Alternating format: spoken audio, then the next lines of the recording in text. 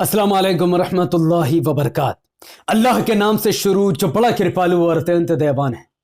इस खबर को थोड़ा ध्यान से समझिएगा और अगर आपका दिल कमजोर है तो भी इस खबर को देखिएगा, क्योंकि अगर आपने इस खबर को और इस बच्चे के साथ जो हुआ है अगर आप वो नहीं देखोगे तो हो सकता है कल को आपका बच्चा भी इसी तरीके से मारा जाए। जी हां, ये लाश 7 साल के मासूम रवि की है। और यह औरत जो आपको दिख रही है ना, यह औरत यह असल में रो नहीं रही है बल्कि हंस रही है, इस उम्मीद से कि इसका बच्चा अब शायद खड़ा हो जाएगा। पर सच्चाई यह है कि आस्था के नाम पर इस औरत ने अपने बच्चे को मौत के घाट उतार दिया है। यह पूरा का पूरा कांड हरिद्वार का है। दिल्ली का रहने वाला एक हिंदू परिवार जिसके बच्चे को कैंसर हो जाता है। जब इलाज कराने के लिए डॉक्टर के पास लेके जाते हैं तो पता चलता है कि इस बच्चे का इलाज नहीं हो सकता, क्योंकि 7 साल के रवि को ब्लड कैंसर हुआ था और भारत में ऐसी कोई बड़ा अस्पताल ही नहीं है जिसमें 7 साल के रवि का इलाज कराया जा सके। तभी इस बच्चे के मौसी और इसके माता पिता को लगता है या किसी ने कहा होगा कि गंगा के नीचे लड़के को स्नान करवा दो ताकि यह ठीक हो जाए। आखिरकार सताए हुए परेशान इसके मां बाप, इसके मौसी ने इसको हरिद्वार ले गए और वहां पर गंगा में डुबकी लगाई। इस तस्वीर में जहां आपको दिखता होगा कि 3 लोग हैं। एक तो उसकी मां जो उसके बच्चे को पानी के अंदर डुबाए हुए हैं, एक व्यक्ति हाथ जोड़कर खड़ा शायद उसका बाप है जो आस्था के बुनियाद पर कह रहा है कि हमारे बच्चे को भगवान ठीक करते, और दूसरा एक और व्यक्ति है। 1 मिनट बाद लोग देख रहे थे कि ये चल क्या रहा है। 1 मिनट हो चुका है, 2 मिनट हो चुका है, 3, 4, 5 मिनट से ज्यादा हो चुके थे। लड़का नीचे छटपटा रहा है और ऊपर उठने के लिए भीख मांग रहा है, छटपटा रहा है कि उसे सांस नहीं मिल रहा। पानी के अंदर 5 मिनट से उस लड़के को जब इस औरत ने डुबाया तो आसपास के लोगों के अंदर शक का माहौल बनने लगा। तभी कुछ लोग वहां पर आए और आकर उन्हें देखा कि तुम ये क्या कर रहे हो। तो उसके मां ने कहा कि बीच में मत आओ।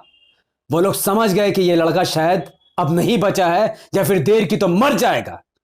लोगों ने आखिरकार उस बच्चे को वहां से बाहर निकाला तो उस बच्चे की जो मां या उसकी जो ये औरत थी वो हमला करने लग गई। बच्चे को बचाने वालों को ही मारने लगी कि आखिर हमारी आस्था के बीच में, हमारे भगवान के बीच में ये आदमी आया कैसे। और आखिरकार उस बच्चे को उन लोगों ने बाहर निकाला और सीढ़ी के ऊपर ले गए। जैसे कि आप देख सकते हैं कि वो बच्चा है और ये उसकी मां है, उसका बच्चा का पूरा परिवार उसी पानी के अंदर खड़ा है इस उम्मीद से कि बच्चा बच गया होगा। और वो आदमी जिसने उस बच्चे को निकाला है वो उसको हिला रहा है, फुसला रहा है कि कहीं वो बचा है कि नहीं बचा है। और आखिरकार लोगों को पता चला कि वो बच्चा 7 साल का रवि आस्था की भेंट चढ़ चुका है। पाखंड के हाथों इसकी मृत्यु हो चुकी है। खुद उसकी मां, उसके घर वाले, उसकी मौसी, उसके बाप ने उसे डुबाकर मौत के घाट उतार दिया है। उसके बाद चौराहे पर लाकर उस बच्चे को और उसकी मां बैठकर हंस रही है और कह रही कि बनाओ वीडियो, मेरी आस्था है, मेरा वचन है कि मेरा बच्चा वापस जिंदा हो जाएगा। पर सच्चाई यह है कि वो बच्चा मर चुका था, अब वो जिंदा होने वाला नहीं था। यह है पाखंड, यह है आस्था और यह है गलत धर्म की बुनियाद।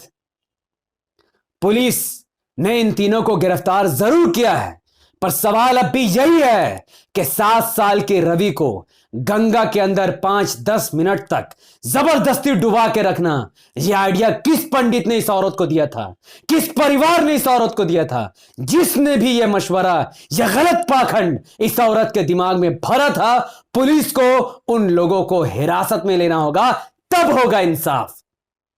और आप जानते हैं कि इस बच्चे की मौत में सिर्फ इसकी पाखंडी मां का नहीं बल्कि इस देश के सरकार का भी उतनी ही जिम्मेदारी है।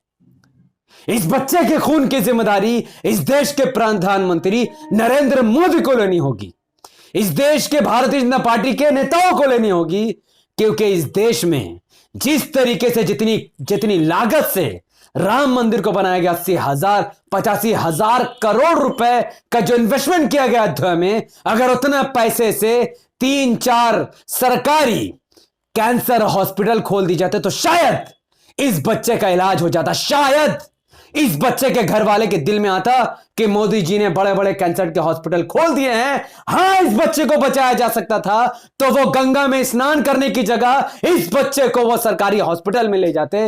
लेकिन ऐसा नहीं हुआ। इन लोगों ने एक दो हॉस्पिटल देखा, उन्होंने हाथ उठाया, उसके बाद सब खत्म। फिर उन्होंने कहा कि अब कोई चमत्कार ही इस बच्चे को बचा सकता है, तो चलो आस्था के नाम पर इस बच्चे को डुबा देते हैं और इस बच्चे को मौत के घाट उतार दिया जाता है। शर्म आनी चाहिए इस देश के प्राइम मिनिस्टर नरेंद्र मोदी जी को, सीएम योगी आदित्यनाथ को, कि इस देश में 10 साल से बीजेपी की सरकार है, लेकिन आज भी इस देश में कैंसर का हॉस्पिटल कोई बड़ा हॉस्पिटल नहीं है। अगर किसी नेता के बच्चे को अगर कैंसर होता है तो वो अमेरिका जाकर इलाज करा लेता, लेकिन गरीब परिवार क्या करेगा, उसके बच्चे का इलाज कहां पर होगा? यह है आस्था का सर्वनाश। यह आस्था है। आस्था के बुनियाद पर तुमने बाबरी मस्जिद ले ली, आस्था के बुनियाद पर तुम जरूर जीत गए, लेकिन 7 साल का रवि आस्था के भेंट चढ़ गया, जिसका जिम्मेदार अमीश देवगन भी है। क्या कहा था अमीश देवगन ने एक टीवी शो में, याद है आपको, कि हॉस्पिटल बनाओ, नहीं बनेगा हॉस्पिटल, अगर तबीयत खराब है तो राम मंदिर चले जाओ, ठीक हो जाओगे। तो कहां, क्यों इसके मां बाप ने इस 7 साल के रवि को राम मंदिर ले जाने से क्यों नहीं ठीक हुआ? ये गंगा का स्नान करके रवि क्यों नहीं ठीक हुआ?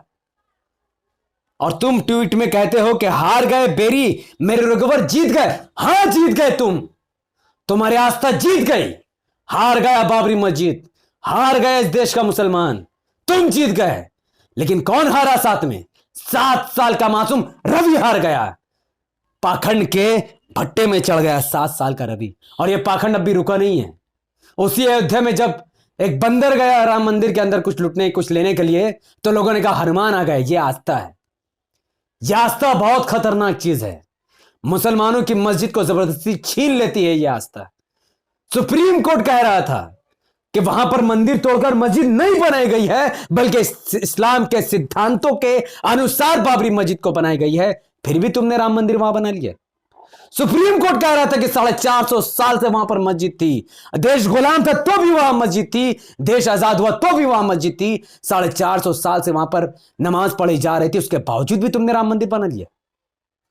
सुप्रीम कोर्ट कह रहा था कि 21-22 दिसंबर की रात 1992 में जबरदस्ती चोरी छुपे वहां पर मूर्ति रखी गई, वहां पर मूर्ति प्रकट नहीं हुई थी, जबरदस्ती मस्जिद के अंदर मूर्ति रखी गई थी, जो कि घृणा अपराध था, मस्जिद का अपमान था। फिर भी तुमने कहा कि राम मंदिर, राम जी प्रकट हुए, मस्जिद वही, मंदिर वही बनेगी।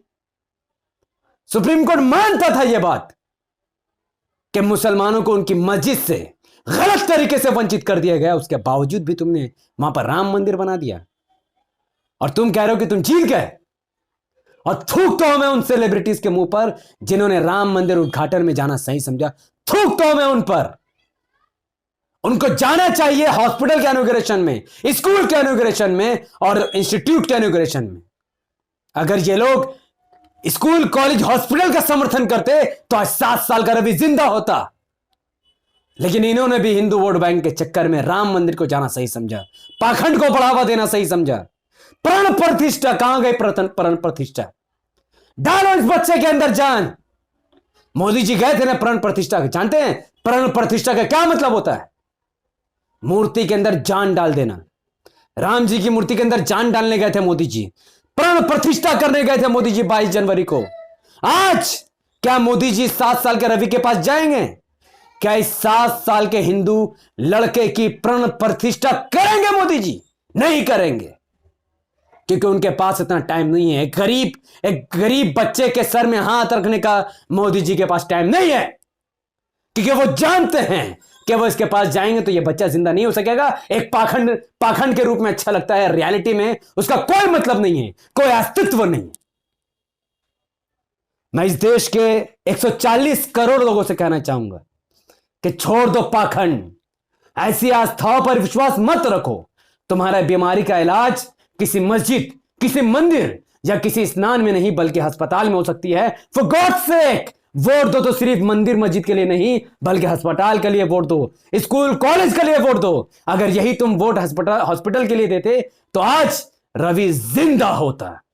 रवि की मौत सिर्फ मौत नहीं है, बल्कि उन लोगों का एक काला चेहरा है जिन्होंने मोदी जी को वोट दिया और इस देश में हॉस्पिटल बनने की जगह राम मंदिर बना गई, वो भी मुसलमानों की मस्जिद के ऊपर। इसीलिए कहता हूं कि इस देश को मोदी जी जैसे पाखंडी नेता की जरूरत नहीं है, बल्कि पढ़े लिखे बैरिस्टर असदुद्दीन ओवैसी साहब जैसे नेता को इस देश का पीएम बनने की जरूरत है। क्योंकि आज अगर इस देश का पीएम ओवैसी साहब होते तो राम मंदिर नहीं बनती, बल्कि इस देश के हर राज्य में 5-5 कैंसर हॉस्पिटल बनते, 10-10, 15-15 स्कूल बनते, इंस्टीट्यूट बनते, और रवि आस्था की भेंट नहीं चढ़ता। आप में से जो भी मेरी बातों से सहमत हो और जो भी मेरी बातों का समर्थन करते हो, वो इस वीडियो को दूसरों तक जरूर पहुंचाए। यूट्यूब का एल्गोरिथम कहता है कि जब किसी वीडियो पर लोग लाइक करते हैं, उसके लिंक को व्हाट्सएप, फेसबुक, इंस्टाग्राम पर शेयर करते हैं और अपनी बातों को धड़ कमेंट पर रखते हैं, यूट्यूब ऐसे वीडियो को लाखों लोगों तक पहुंचा देता है। तो इस वीडियो को लाइक कीजिए, इसके लिंक को व्हाट्सएप, फेसबुक, इंस्टाग्राम पर शेयर कीजिए, अपनी बातों को धड़ कमेंट पर रखिए कि आज के बाद से क्या आप अपना वोट मंदिर के नाम पर दोगे या फिर स्कूल, कॉलेज, हॉस्पिटल के नाम पर ओवैसी साहब को दोगे। हमारे YouTube चैनल द पॉलिटिकल को सब्सक्राइब कीजिए, बेल को हिट कीजिए। अगर आप सब इस वीडियो को हमारे Facebook channel the political news पर देख रहे थे तो इसे लाइक और फॉलो कीजिए, 5 बड़े ग्रुप में शेयर कीजिए। मुझे अपनी दुआ में याद रखिए। बहुत बहुत शुक्रिया। वाखिर दवाना अल्हम्दुलिल्लाहि रब्बिल आलमीन। अस्सलाम वालेकुम व रहमतुल्लाहि व बरकातहू।